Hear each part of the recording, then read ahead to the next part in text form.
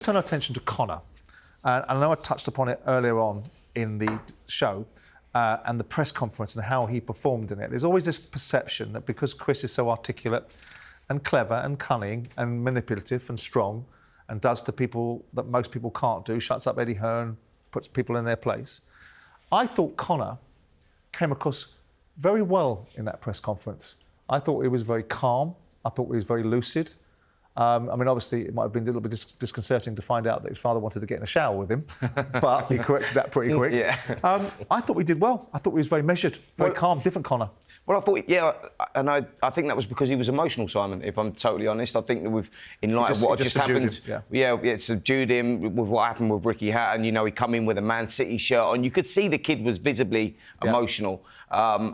And that's why he wasn't speaking so much. You know, him and Ricky Hatton, like, Ricky took him under his wing. He mentored him when he come over as a young kid. Yeah. So you could clearly see the effects of that. And that was probably why he was as quiet as he was. Do you think he'll continue? I mean, I know that we're talking about the tragedy of Ricky Hatton, but there was a coherency to Conor. He was calm and measured, and obviously a big part of that may well have been subdued circumstances. Do you think that will be his way of going forward? Because he's been in the ring with Chris Eubank. You know, he knows what he's about now. And he is right. I think Conor, you know, can take a lot of Chris's power in the first fight. So there's not that idea in people's minds that Conor can't stand in the ring and trade with Chris Eubank, albeit Bomac will say it'll be a different Chris Eubank this time round. Do you think he'll continue along that vein? I think or do you think you'll see the excitable Conor again? I think he should, because he lost.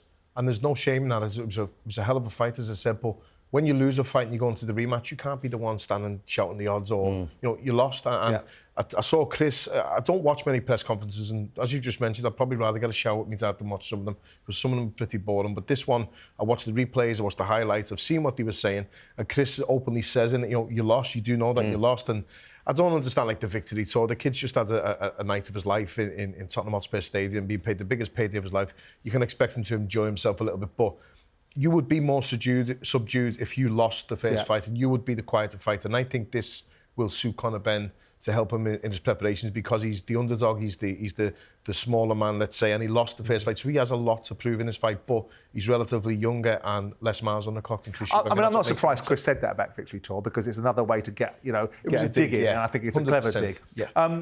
Eubank Sr. wasn't at the press conference, but Nigel Benn was. Let's have a listen to Nigel talking about his son. That was Conor at his worst. He was winging punches in, throwing them left, right, not even thinking about what he was doing. Everything that we practiced for the 12 weeks of training, he didn't do one thing. Absolutely one thing. And he had him hurt so many times, but yet he kept on showing all the punches that he was going to throw. And I thought to myself, mate, that weren't even a real Conor. But I'm glad that he done 12 rounds with a middleweight. And the funny thing about it, we all keep saying that, we made him struggling with the weight, but Chris is IBO middleweight champion. He fights at 160 all the time, the last 4 fights. Pick the bones out of that, Paul. I mean, he's talking about that everything that they wanted him to do, he didn't execute, and this time round it'll be different. What did you make of that? I absolutely loved Nigel Benn growing up. Me too. And it's difficult to say anything against him because of who he is and what he was and what he meant to me as a kid. But that, to me, as a dad, trying to sort of smooth it over for his son, to try and take a little bit of attention off and a little bit of heat off him. But I disagree with what he said in the fact that was Conor at his worst. I thought Conor had a really good fight. I thought he did really well in the fight. He did better than I expected him to do. And he hurt Eubank, which I didn't think he could do. He did, but listen, that was Chris at his worst, because he missed the weight. And when you miss the weight, as you know, we've all done it, you miss the weight, and as the rounds go on, you're dehydrated. When you take the shots he was taking early on in the fight, when you see Chris getting wobbled a couple of times, that's because he's dehydrated. Your punch resistance has gone. If he gets the weight right, he's the one that's going to come in stronger. That's the thing. If Conor approaches the fight the same and takes it thinking, I can go into this guy, I can hurt him, I've got it, and Chris comes in a different animal because he's got the weight right, that could spell disaster. As Bomac just said before, and it's a fact, it's proven, if you struggle with the weight, it will take away from your punch resistance. It does. If you struggle with the weight bad and you get caught on the chin, you'll feel the shots a lot more.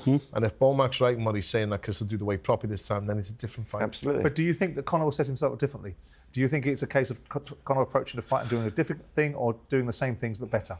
I think I think he has to. I think the one saving grace, and again, I'm sure Bomac will disagree sitting next to me. The one saving grace is he knows he can hurt him. Yep. Now, again, if he gets the weight right, that might be a different story. But he knows that he can hurt him. Whereas when he was going into this fight, he was probably assuming or more or less hoping that he could hurt him. But he can land, he can find the target. It's up to Eubank to not let him find that target and then do more of what he does best. I think Eubank, as I've said this all along, and I'm not disrespecting him saying this, I don't think he's a better boxer than he's a fighter. He can really fight and he can really work inside. And he's a handful when he's got his head on your chest and he's in the pocket.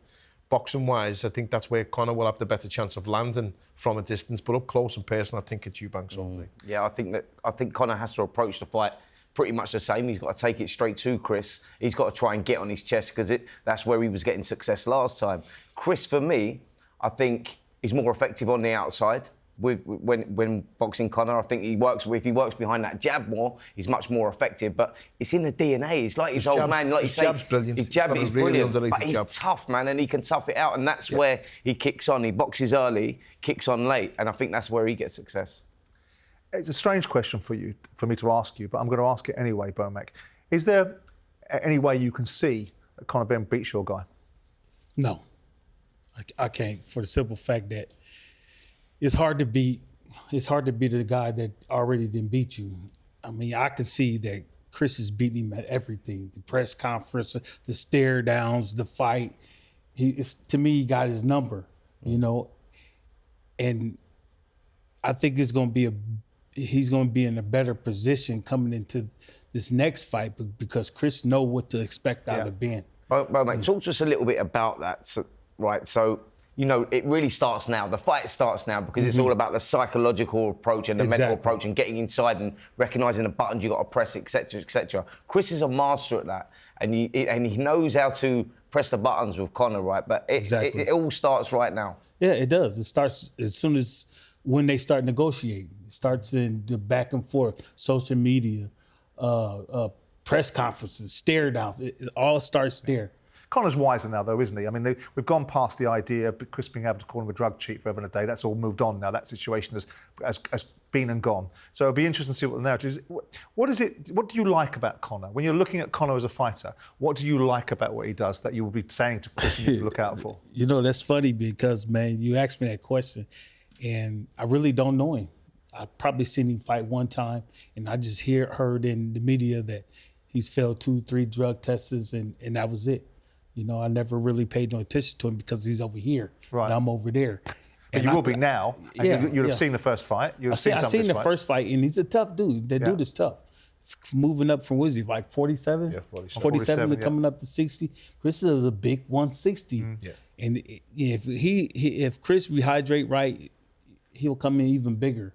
So that takes balls, man, to get in there with a guy like Chris. That's like Terrence fighting Canelo. That takes balls. Absolutely. That's 2-3 weight classes, man. Damn. Yeah. But we ain't going to draw comparisons between Conor Benn and Terence Crawford, though, with due respect. All right. If Conor wins this, if he were to win this rematch, there's an argument suggesting, we had Lewis Crocker on the show the other day, who's just won the IBF welterweight, and there's an opportunity, perhaps, rather than have a trilogy, to fight Lewis Crocker for the world title. Let's have a listen to what Lewis was saying, who was very excited about his win. I was never give up on the dream. No matter, I was working for Vodafone, about 5 years ago, while boxing as well, because, you need to put money, you need to get money and stuff, so it's just, that was the thing. I would never give up on the dream, and I'm glad I paid off. I was speaking to somebody last night that you know well, and he was saying Conor Benn, he'd love Conor Benn. Would you? Yeah, for sure. I think domestically, that's the biggest fight you can make. I never had any bargaining chip to get that fight, but now I'm a world champion now, so we're both in matchroom, both are two exciting fighters, and I think it's a great fight to make. Love him. It was a pleasure to be in the studio with him last week because he was so... I read out your text as well about your thoughts on him as well. He was so excited. If Conor... I know I'm not going to ask Bomac this question. If Conor were to win this fight, this rematch against Chris, which way do you boys think he would go? Do you think he'd go for the trilogy and cash out and get some more dough? Or do you think he'll do what I think he should do, which is go fight for an IBF world strap? Well, here it is. I think that... If he gets the opportunity I think that after this fight with Chris, it's sort of like done. I don't think we get the trilogy. I think this is the one. They're talking about it being unfinished business. I think we get the answers, win or lose, How? in this one. If Conor goes in and beats him, how have we got the answers? Yeah, no, we've got the answers because he's going to go and pursue his career and he's going to want to go and chase those world title dreams. Like you say, he's sticking around and wanting to do the trilogy with Chris. I don't think that would be a fight that will happen. I think that Lewis Crocker is probably the route that he will take. But this is a question. Can he make 147 still? He hasn't made 147. People talk about him boxing at 147. He hasn't been there for 3 years. I think he's not been around for a long time. I think there's a few more questions as well. Like, I don't know, especially if he loses. If he loses to Eubank, how's he going to drop back down to 147, get in the top 5 with the IBF? Because I think the IBF are the most stringent of the governing bodies, where you have to be in a top 5, I would say, to get your shot, let's say, and they always call the mandatories as well. But it's no boot tennis. It's Lewis Crocker, with no disrespect to Lewis. He's a lovely lad and he's a good fighter. And it was a great performance when he won the title. And it's a perfect fight for Lewis Crocker. But it's whether Ben can meet the criteria to get that fight. I think Ben should absolutely jump at that chance because it might be the only chance that he may get to come close to being world champion. I agree. I think that also Conor Benn, if he's going to strip back down to 147, then we're not going to get the same fighter that we're going to see against Chris because he's strong against Chris. You know, he hasn't got to cut any weight. He's going to go in there physically very strong. When you drop back down to 147, which will be tough for him, Lewis Crocker's a tough dude. Yeah. You know, he's very strong at the weight. So it'd be an interesting fight, that. I think he's probably best at 154. Yeah. That's kind of wide open. Probably now, especially after being at 164. But there was, when he went to 154, there was the seeming lack of power. I mean, people made assumptions based upon the circumstances he found himself in. When he jumped up from 147, came back and fought 154. Yeah, power wasn't there, was it? No, this is my question. Dropping down at 147, you know, if there was lack of power there at 154, what are we going to get at 147? We will see. We will see. Okay, we're going to break.